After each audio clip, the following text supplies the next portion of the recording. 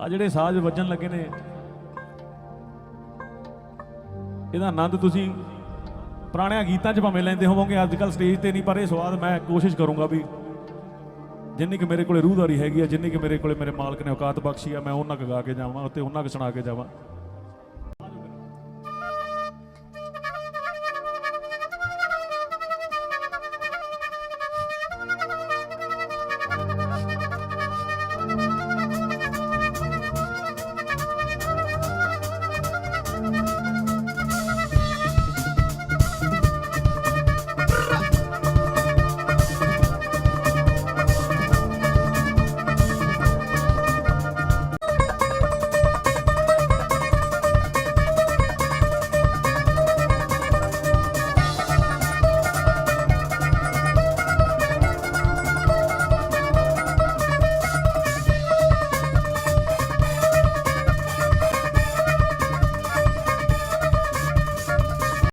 ਹੋ ਹੋ ਹੋ